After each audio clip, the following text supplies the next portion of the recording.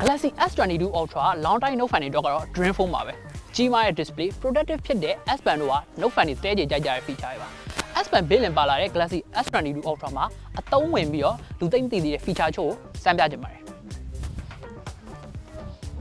နောက်ပြီး iOS ကနေ Android ပြောင်းနေတဲ့သူတွေအတွက်ဘာလို့ Galaxy S22 Ultra ကိုရွေးတင်လဲဆိုတာလေးကိုလည်းပြောပြပေးသွားမှာပါ Galaxy S22 Ultra ကိုပထမဦးဆုံးအနေနဲ့ activate လုပ်တဲ့အခါမှာ Samsung Smart Switch ကြောင့်ကိုယ့်ရဲ့ iOS device ရဲ့ file တွေကို over the air ကနေလွယ်လွယ်ကူကူပဲပြောင်းလို့ရပါတယ်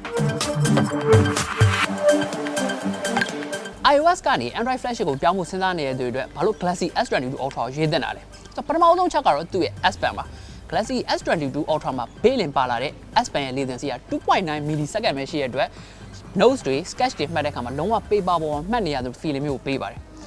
နောက်ပြီးတော့အားလည်းချိန်မှာ drawing တွေ coloring တွေနဲ့အချိန်ကုန်ကျင်တဲ့သူတွေအတွက်အခြား third party app တွေလည်း down နေကြမလို့ဘူး app command ရဲ့ option ထဲမှာဒီ notes တွေပါတယ်မှတ်ဖို့နဲ့ဒီ coloring လုပ်ဖို့အတွက် coloring ဆိုတဲ့ app နဲ့ပုံဆွဲကျင်တဲ့သူတွေ live drawing ဆွဲကျင်တဲ့သူတွေအတွက် pen app ဆိုတဲ့ app တွေပါတဲ့အတွက်ဒီဟာတွေနဲ့လည်းလုံးဝအဆင်ပြေတယ် S Pen ဘတ်စုံသုံးလို့ရတယ်ဆိုတော့ note fan တွေကောင်းကောင်းသိပါတယ် S Pen မှာပါတဲ့ button သုံးပြီးတော့ဓာတ်ပုံရိုက်တဲ့အခါမှာကင်မရာကိုအရှိနဲ့နောက်နဲ့ပြောင်းတာဒါမှမဟုတ် shutter ခလုတ်အနေနဲ့သုံးနိုင်လဲလုပ်လို့ရတယ်အဲ့ဒီပြင် air gesture ကိုသုံးပြီးတော့လဲ zoom in zoom out ကိုဖုန်းကိုမထိဘဲနဲ့လုပ်လို့ရသေးတယ်နောက်ဆုံးအနေနဲ့ S Pen နဲ့ပတ်သက်ပြီးအရေးကြီးတဲ့ feature လေးတစ်ခုပြောပြပေးခြင်းတယ်သတိမေ့တတ်တဲ့သူတွေအတွက်ပေါ့ကိုယ့်ရဲ့ S Pen ကိုသုံးပြီးတော့ဟိုနားချဒီနားချနဲ့မေ့ဖယ်မယ်ဆိုလို့ရှိရင်ဒီ feature လေးကို on ပေးဖို့လိုလိမ့်မယ် air command ရဲ့ option ထဲမှာ remove အောက်မှာ warn if S Pen left behind ဆိုတဲ့ဟာလေးကို on ပေးထားဖို့လိုပါလိမ့်မယ်အဲ့ဒါဆိုလို့ရှိရင်ကိုယ့်ရဲ့ S Pen လေးကိုထုတ်သုံးပြီးတော့တနေရာမှာကြံခဲ့ရဆိုလို့ရှိရင်ကိုယ့်ရဲ့ဖုန်းကကိုယ့်ကိုပြန်ပြီးတော့သတိပေးမှာပါအဲ့တော့အဲ့ကြလို့ရှိရင်တော့ S Pen ကိုကြံခဲ့တာတို့မေ့တာတို့လုံးဝမဖြစ်တော့ဘူးပေါ့ Samsung ဆိုလို့ရှိရင် display ဘက်မှာဘယ်လောက်ထိဆရာကြလဲဆိုတာလူတိုင်းသိပါတယ်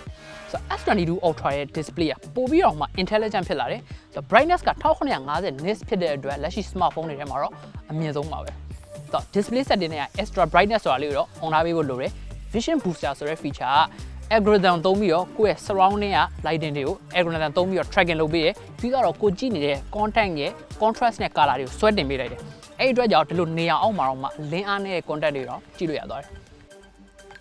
ဆိုတော့မနက်ကနေပြီးတော့အခုနေ့လယ်တနာရီခွဲထိကျွန်တော်ဒီဖုန်းနဲ့ဓာတ်ပုံတွေရိုက်တယ်ဗီဒီယိုတွေရိုက်တယ်တောက်လျှောက်သုံးလာတယ်ဘက်ထရီက 76% အောင်ကျန်ပါသေးတယ်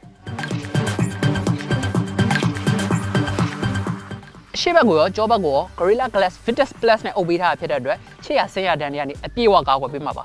ဘေးပေါင်တွေကိုလည်း polish လုပ်ထားတဲ့ aluminum frame နဲ့တန်ကြပ်ကာလို cover ပေးထားတာဖြစ်တဲ့အတွက်အကြမ်းပတမ်းလုံးဝခံတယ်ပုံမိုက်တာဖုန်းမှာရော Galaxy S Pen မှာရော IP68 water resistant ပါတာဖြစ်တဲ့အတွက်မုံမိမှာလည်းကြောက်နေကြမလို့တော့ဘူးပေါ့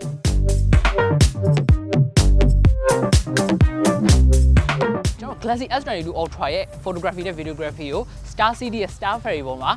စမ်းရမယ် Let's go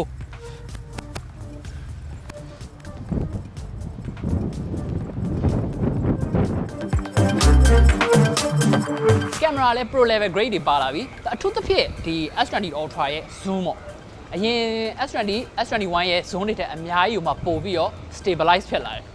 ကျွန်တော်တို့ဒီ portrait တွေပါရိုက်တဲ့ခါမှာ 3x zoom နဲ့ရိုက်တဲ့ခါမှာလည်းအရင် stabilize ဖြစ်တဲ့အပြင်ကျွန်တော် against light ရိုက်တဲ့အချိန်မှာတော့မှပုံတွေကတော်တော်လေးမိုက်တာကိုတွေ့ရတယ်ဆိုတော့သူ့ရဲ့ OIS ကလည်းဒီ camera ရဲ့ across all ပေါ့နော် telephoto ultra wide အကုန်လုံးမှာ stabilize ဖြစ်လာတယ်ကျွန်တော်တို့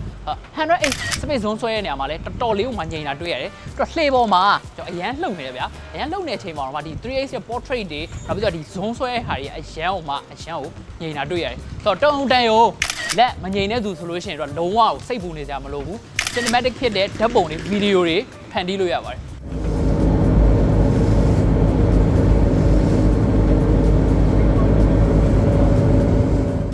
နောက်ပြီး S series မှာလူကြိုက်များခဲ့တယ် Director View set ပါလာတယ်အဲ့ဒီပြင် feature အသစ်ဖြစ်တဲ့ auto tracking ဆိုတာလည်းပါသေးတယ်ဒီ auto tracking က ultra wide နဲ့ telephoto lens နှစ်ခုလုံးကို seamlessly ပေါင်းပြီးတော့ဒီလူရဲ့မျက်နှာကို track လုပ်ပြီးတော့သူသွားတဲ့အတိုင်းလိုက်ပြီးတော့ tracking လုပ်ပေးရပါဆိုတော့ဒီဟာလေးကပြောရမယ်ဆိုလို့ရှိရင်တော်တော်လေးကို fan ဖြစ်ပြီးတော့ကြားရလဲတော်တော်လေးမိုက်ပါတယ်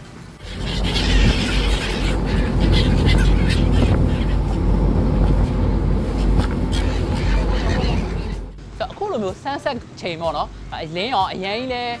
မလင်းဘူးအရင်ကြီးလဲမမှောက်ဘူး nightography 3လောက်ထိအောင်လဲမမှောင်သေးတဲ့အချိန်မျိုးဆိုလို့ရှိရင်သူ့ရဲ့ pro mode ကိုသုံးပြီးရိုက်လို့ရတယ် pro mode ကိုသုံးပြီးတော့ setting တွေကိုကိုယ့်ဘာသာကိုစိတ်ကြိုက်တစ်ခုချင်းစီချိန်ပြီးတော့ professional ကြတဲ့ photography ကိုစမ်းသပ်လို့ရပါသေးတယ်ဟို resolution ဖြစ်တဲ့ 108 megapixel နဲ့ super clear lens ကိုသုံးပေးထားတာဖြစ်တဲ့အတွက်ကျွန်တော်အလင်းအောင်ဖြိုးဖျအခြေအနေနဲ့လုံးဝညဘက်အခြေအနေမှာတော့မှအရန်ဟိုမှာ detail မြင့်တဲ့ဓာတ်ပုံတွေရိုက်လို့ရတယ်ဆိုတော့ S22 Ultra မှာပါတဲ့108 megapixel နဲ့ super clear lens တို့ကြောင့်အခုလိုမျိုးအလင်းအောင်အားနည်းနေတဲ့အချိန်နဲ့ညဘက်တွေမှာတော့မှ detail ကောင်းတဲ့ပုံတွေရိုက်လို့ရသေးတယ်အဲ့အတွက်မနက်ကနေညသကောင်ထိ color နဲ့ contrast consistent ဖြစ်တဲ့ပုံတွေရိုက်လို့ရပါတယ်ဒီ low light photography experience ကို Samsung nightography လို့ခေါ်ရပါတယ်ဆိုတော့ကျွန်တော်စမ်းကြည့်ရသမျှဖုန်းတွေအားလုံးထဲမှာတော့ဒီကောင်ကလောလောဆယ်မှာတော့ night mode နဲ့ပတ်သက်လာရင်အကောင်းဆုံးပဲဆိုတော့သူ့ရဲ့ဒီ nightography ကို photo တွေမကဘဲနဲ့ video မှာလည်းရိုက်လို့ရသေးတယ်ဒါပြီးတော့စိတ်ပါ 8K ပါရိုက်လို့ရသေးတယ်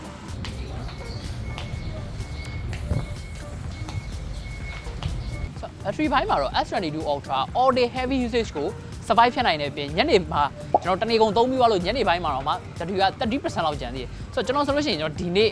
မနက်ကနေပြီးတော့နော်အခုညနေ9နာရီခွဲလောက်ရောက်တဲ့အချိန်အထိကိုတောက်လျှောက်သူ့ကိုဓာတ်ပုံတွေရိုက်တယ်ဗီဒီယိုတွေရိုက်တယ်နောက် internet တွေလည်းသုံးတယ်ပေါ့နော်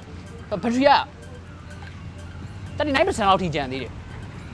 ဆိုတော့အပြန်သွင်းမယ်ဆိုလို့ရှိရင်လည်းသူ့ရဲ့45 watt fast charging နဲ့ပြန်သွင်းမယ်ဆိုလို့ရှိရင်0 to 60% ကိုမိနစ်20အတွင်းမှာအမြန်ပြန်ဖြည့်ပေးနိုင်ပါတယ်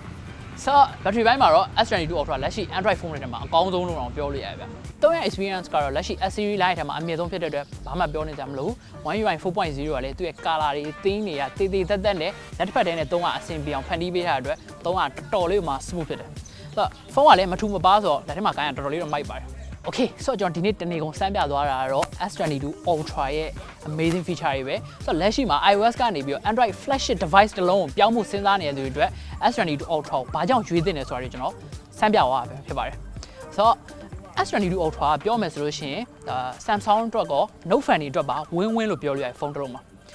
S series ရဲ့ Pro Camera System နဲ့ Note series ရဲ့ Productivity ဖြစ်တဲ့ S Pen တို့ကို one package ပေါင်းမိလိုက်တာဖြစ်တဲ့အတွက် Note fan တွေမကဘဲနဲ့ S Pen တွေပါစိတ်ကျေနပ်မှုလုံးဝအပြည့်အဝပေးနိုင်မဲ့ဖုန်းတစ်လုံးပဲဖြစ်ပါတယ်